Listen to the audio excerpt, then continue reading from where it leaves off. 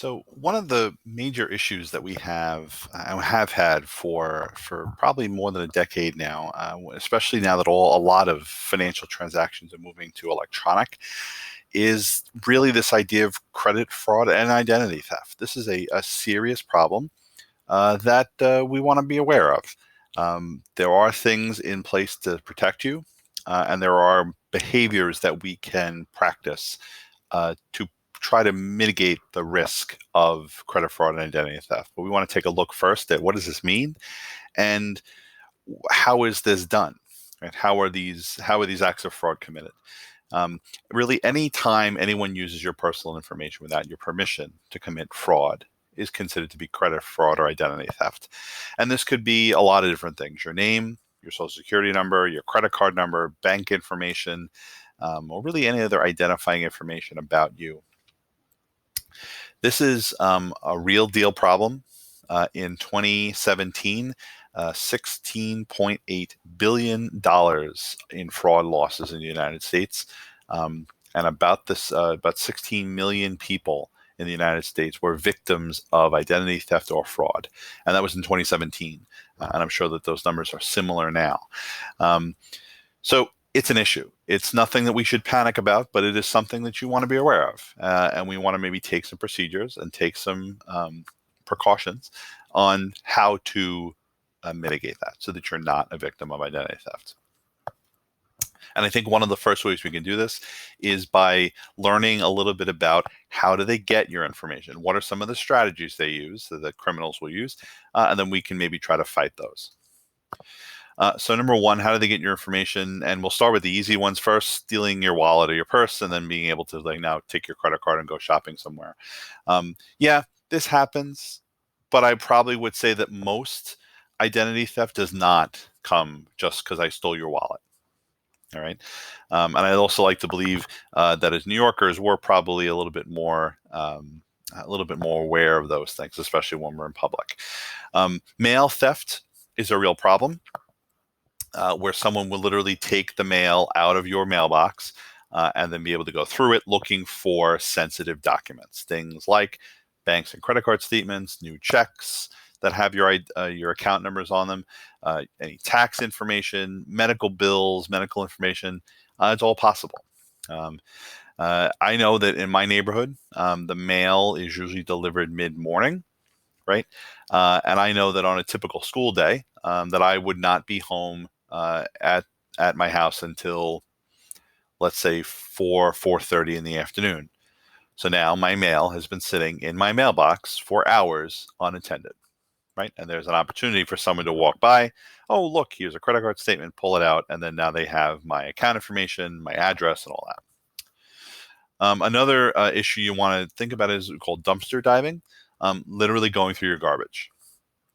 And especially when it comes time for like paper recycling, if we were to just take our old credit card statements and our old bank statements and medical bills and just put them in the recycling pail and then put them on the street, you can look up and figure out the recycling days when the recycling goes on the curb, and then you just walk up and down in the middle of the night and look through people's garbage pails and look at their recycling pails to find sensitive documents. So it's called dumpster diving. Some of this come from inside sources, so people who maybe work for financial institutions or anywhere where there is sensitive information being looked at, and now they are taking that information, selling it, providing it, collecting it. So inside sources.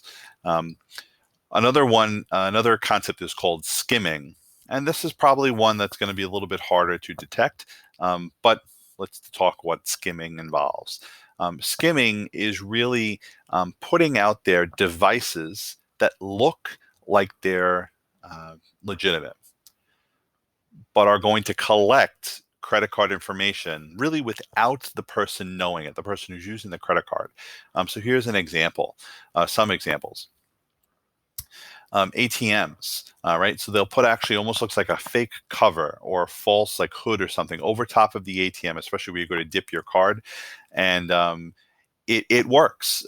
If you were to walk up to an ATM that has a skimmer on it, it works. You put your card in, and the actual reader on the ATM is actually reading my credit card. But at the same time, this other device is on top, and it's skimming and capturing any of the account information off of the magnetic strip on the back of the credit card.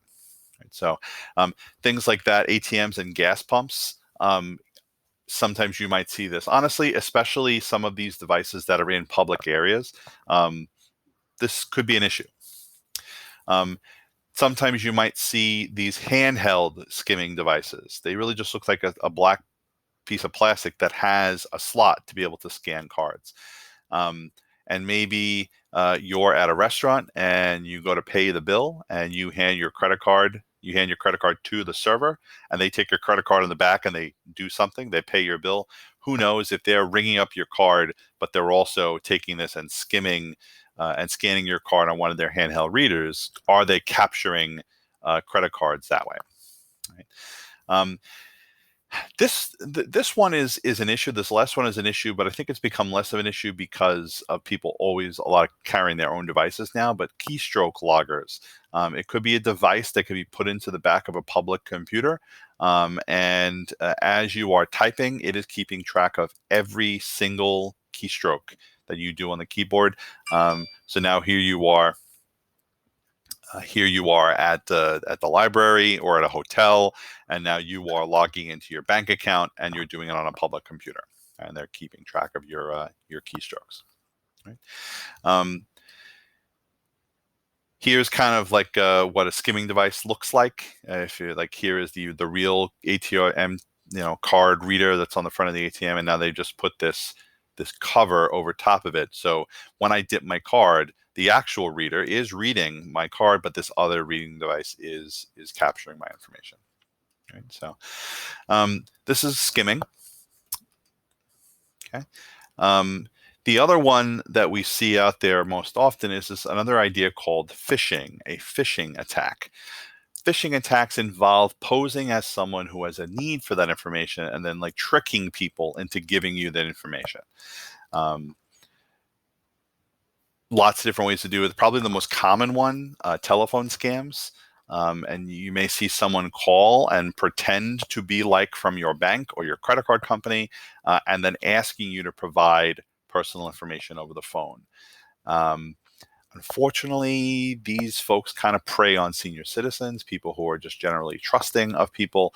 And if someone called from your bank, pretending to be from TD Bank or whatever, and then all of a sudden now, oh, we're just going to need your credit card or your bank account number to be able to confirm your account balance or something like that. Lookalike websites, where when you try to go to the website, it looks just like the website you're supposed to go to. It has all the right logos, has all the right fonts and all that other stuff, but it's not. You're not actually at the Bank of America website. You're at some other website that looks like it, but now you're putting your information into a bogus website.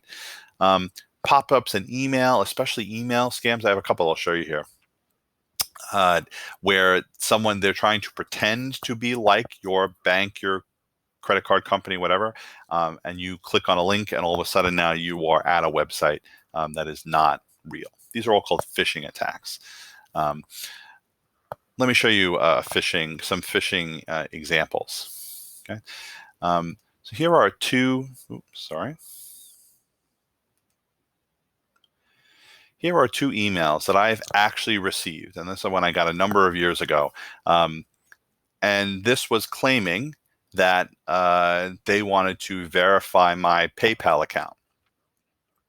Right?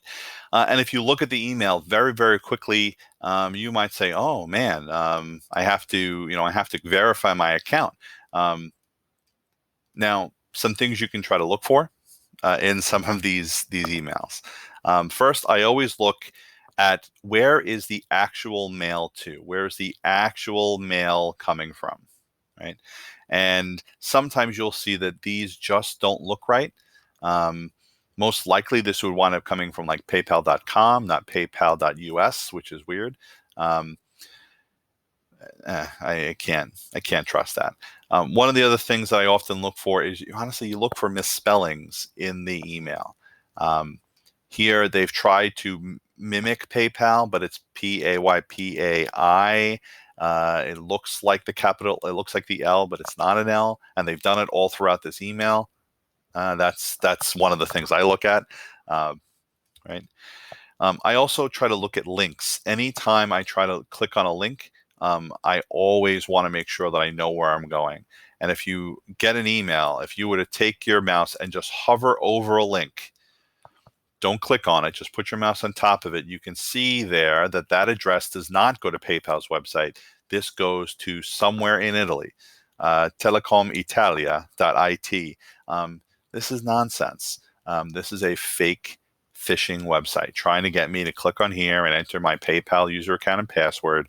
Nonsense. This is another one that came from Fandango, asking someone to update the privacy policy or whatever, right? And again, movies at fandangomovies.com. The website address is fandango.com. It's not fandangomovies.com. Let's see. Yeah, all of this link here is not, is bogus. Link.fandangomovies.com. Yeah, so they're all going all over the place here. It's just not a good idea. So anytime you get any of these emails from any other company, you want to vet a couple things first before you just start clicking all over the place. So this is an example of a phishing attack, where I'm trying to pretend like I'm Fandango, and I'm going to try to trick people into clicking and putting in information they shouldn't. One of the other ways that unfortunately you don't have any control over is hacking, hacking computers and computer systems.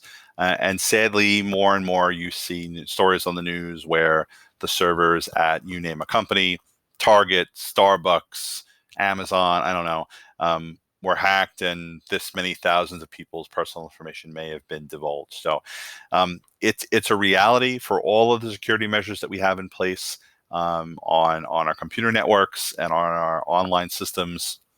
Hacking happens.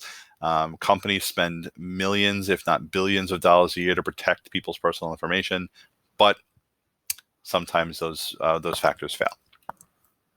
So these are some of the big ways that people are able to steal your personal information. So the real question is, how am I protected? And I think we want to look at two issues here. We want to look at what technology and procedures are in place by companies to protect you, and then what are some behaviors that we can practice and put out there that we can protect ourselves, right? So what is being done on your behalf, and then what can you do to protect yourself and your information? Right. So let's take a look here. The technology for logging into websites has changed significantly over the last 15 years. Quite honestly, it is no longer simply just a username and a password. There's a lot of other things going on behind the scenes there. What do I mean by secure online logins? Now, you probably have noticed that a lot of times when you set up an account now with a website, it's not just enter your username and password. At least for the good ones and the sensitive ones, they're asking you other issues. One of the ones are the security questions that if you had to change your password or something happens on the account, they're going to ask you these questions first. And hopefully these are things that only you know. Quite honestly, some of the ones that are on this particular list are not terribly, they may not be easy to answer for someone who has no idea who you are, but people maybe who are close to you or family members could figure these things out. So they've kind of continued to change these questions on a regular basis, but you should be entering questions like this. This is kind of neat. This is from I don't think this website exists anymore, but this is an account that I had like a money market account at. And so there were a couple of different things you'd have to do when you logged in to your account. Number one, you'd enter your customer ID number, and I'd answer the first 4 digits of my social security number, right? And then it would want my PIN code for the account. Here's the cool thing you could do. You can enter your PIN code here in a couple of different ways. First, you could click right here in this box and enter your PIN code 1234, right? You could also click the screen. So I could go here and 1, 2, 3, 4. I could click the screen So maybe that would avoid a keystroke logger. And the other thing that's cool is that you could actually type the letter that's on the keypad in corresponding to the number you would normally enter. So if I were going to enter 1, 2, 3, 4, I would hit M, N, D, W.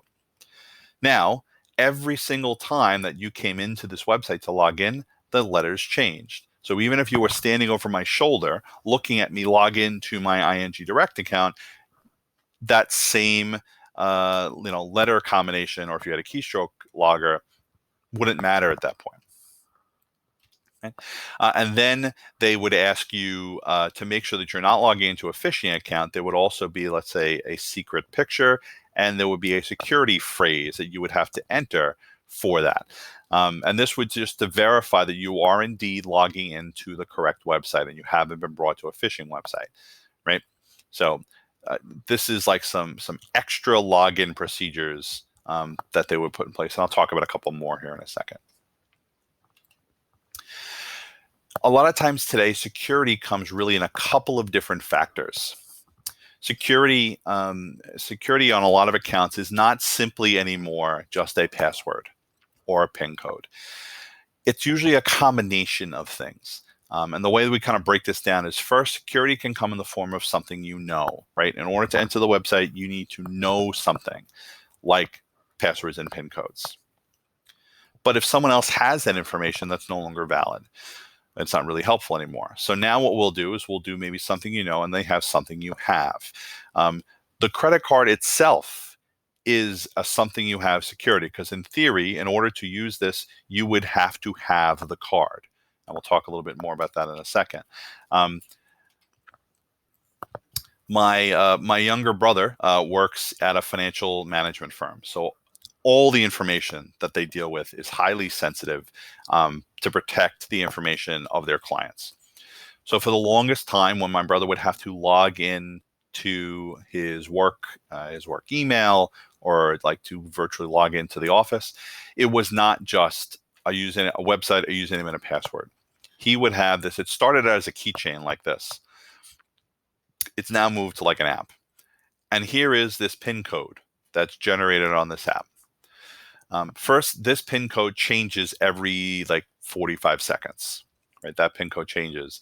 And that PIN code is only valid for a certain amount of time, and it ties back to, let's say, a larger formula. So if I plug that PIN code into the larger formula, it should like solve the equation. That's kind of how it's generated.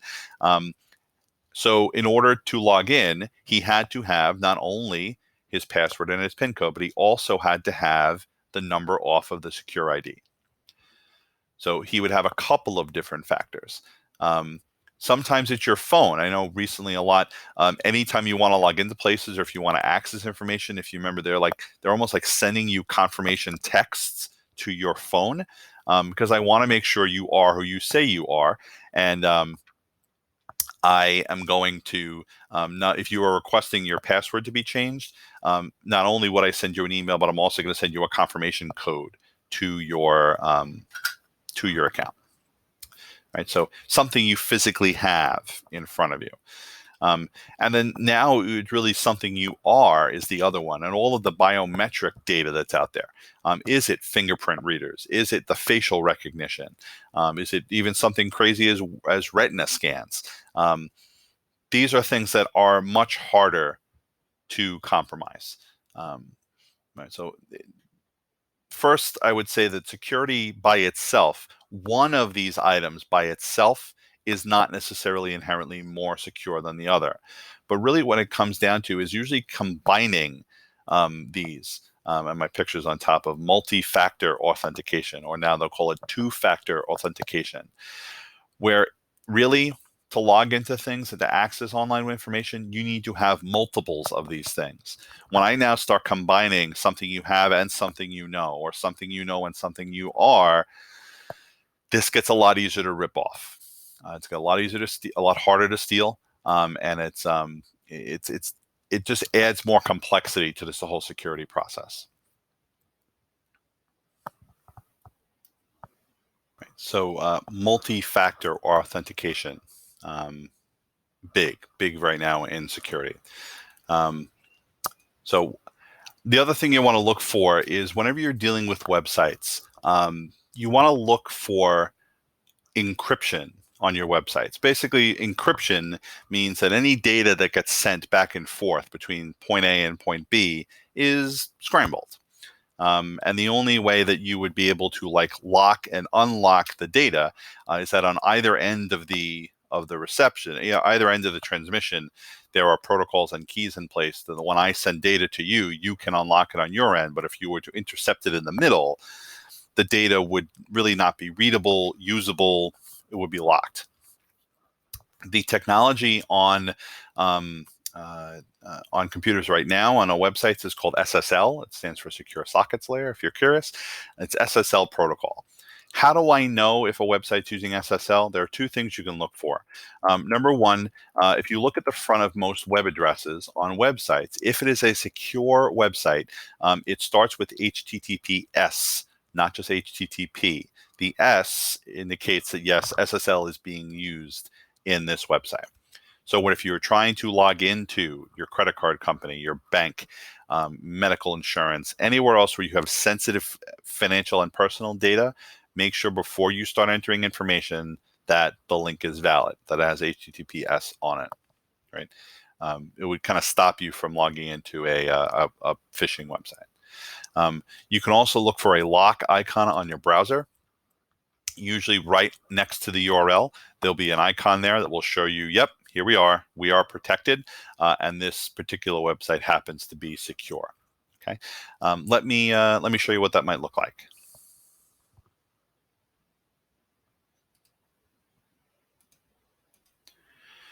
So here I am on just the TD Bank website. I just went to a bank website, and you can see here, first there's the lock in the browser right here. So here's the lock in your browser. If you click on that, it's going to show you information, right? The connection is secure. It tells you where there's something called a security certificate, where it's coming from, and I can kind of look at that information if I wanted to. The other thing you can just, if you click to kind of expand, open the website address, there it is, HTTPS. Great. TD Bank, this particular website is secure. I also came over just to Macy's, to a shopping website, and right. Again, here's the lock showing that this certificate is valid and secure, and here is the HTTPS. So this is a good, solid website to look at.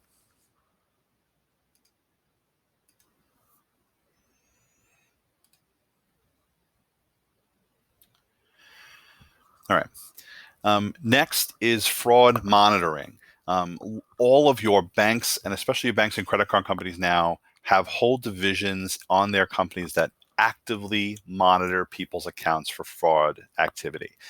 This is active, ongoing accounts, and if they notice anything that's going on in your account, they will quickly act to be able to try to stop it and shut it down. And I'll show you some examples of that here in a second. The card itself, your actual credit card itself, has information built into it to try to protect you. One of the ways they do that is on the back of the credit card. On the back of the credit card, there's another code down there, which is called the CVV code, the card verification value. So typically when you try to make an online purchase, what you're going to have to do is you're going to have to put in not only the credit card number and your name, but you're also going to have to put in the CVV code. That CVV code on the back of your card, or sometimes it's on the front of the card, that is to almost kind of guarantee that you have the card in front of you, that you haven't just stolen the number, but you have the actual CVV code. That number, I believe, is not necessarily stored in the magnetic strip. Right, so it would have to be on the card. So you have to have both. So there's one way that you can do that.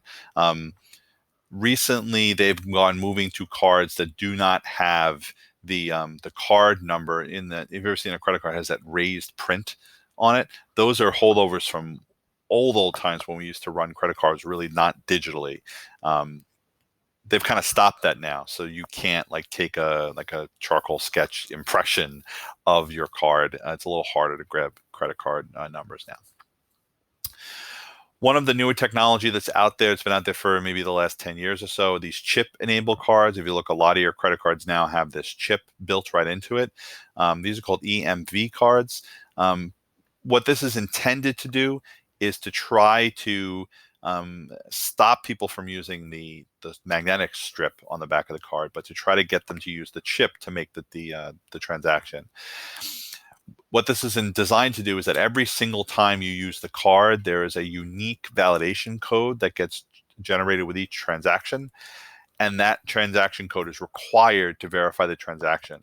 So even if you had my credit card number, it still wants that other layer of security, that other layer of coding that goes in there. So you're seeing these more and more, and a lot of places now won't take swipe cards anymore. It's been slow to adopt, unfortunately, but over the last 10 years, companies and businesses have come on board where the only way to make the transactions is with the chip card. So this is something else that's coming out there. I love my online app. These are some screenshots from actually my credit card, and some things I can do. First, at any one given time, I can see all of my account balances, every transaction that's been made. But I can also lock my card. If for some reason I believe that the card has been lost, if I lost my wallet, if I think it's been compromised, I just come into the app, and in about 2 taps, I can click this was a card is on, I can click it and lock the card. And that will now shut down anyone being able to use the card. I can do it on my own. I don't have to call the credit card company to do it.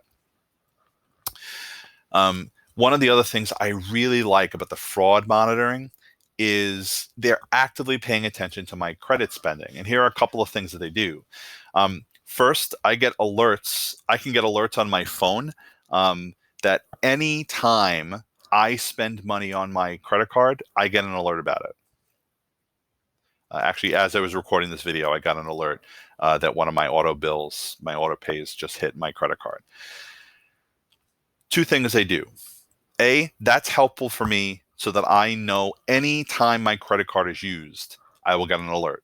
And usually it's when I'm standing at a register and I swipe my card and I get an alert right then and there within seconds. I haven't even left the store yet, and I'm getting an alert that my Capital One transaction has gone through. Number 2, they're paying attention to your shopping habits. If they see things that are like out of the ordinary, they'll alert you about it. So here, they saw $112 at Duane Reade, and maybe that was a larger than normal charge. So they want to just confirm, did you in fact spend $112 at Duane Reade? Just text us back if you did. And within seconds, we can say, oh, we're good. And if I texted deny, they could have stopped that right now, and they could have put their fraud protection procedures in place. This is interesting. This one also, I didn't know this until I got this alert and said, this is cool. So I have subscribed to Dollar Shave Club for a long time, where they send me my razors every month for the pretty good pricing. And normally it's like maybe $10 or $12 a month. But this particular month, I had ordered some like shave cream or aftershave or something to go along with my razors. So now all of a sudden, the Dollar Shave Club bill was higher than last month. They had month after month after month of the same charge, and all of a sudden now it's $22, not $9, whatever it was. Is everything okay? We saw that your bill was higher than last month, right? So that's kind of cool that someone is actively paying attention to my credit.